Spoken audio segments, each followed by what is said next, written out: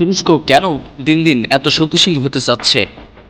কেনই বাংলাদেশকে এবং সমগ্র মুসলিম বিশ্বকে শক্তিশালী করতে চাচ্ছে? এইটি নিয়ে আলোচনা করব আজকের এই ভিডিওতে।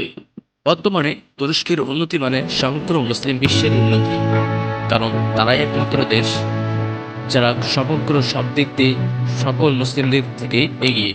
তুরস্ক সফলভাবে চালানোর নতুন হাইপারসোনিক ক্ষেপণাস্ত্রের লাইভ ফায়ার পরীক্ষা, এটি কি বদলে দিতে পারে বিশ্ব মানচিত্র? নাম টাইফুন, সময় 12 ডিসেম্বর 2025। তুরস্ক Music নিজস্ব licensing প্রযুক্তিতে তৈরি এই reimagined. Hypersonic ballistic system live ফায়ারে সফলভাবে লক্ষ্যভিত্তিক ধ্বংস করেছে।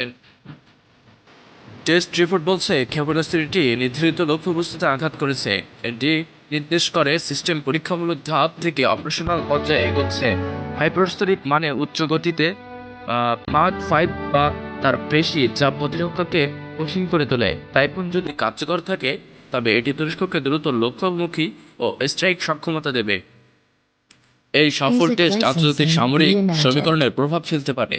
প্রতিবেশী দেশ ও গ্লোবাল পাওয়ারেন্সের নতুন বাস্তবতা তৈরি হবে। সংক্ষেপে টাইফুন টেস্ট উন্নত গতিশীলতা, কার্যকর ট্র্যাকিং এবং অপারেশনাল সম্ভাবনা, এর তিনটাই বড় খবর। আপনি কি মনে করেন এই উন্নতি অঞ্চলের নিরাপত্তা পরিস্থিতি বদলাবে? কমেন্টে বলুন। সাবস্ক্রাইব করতে ভুলবেন না।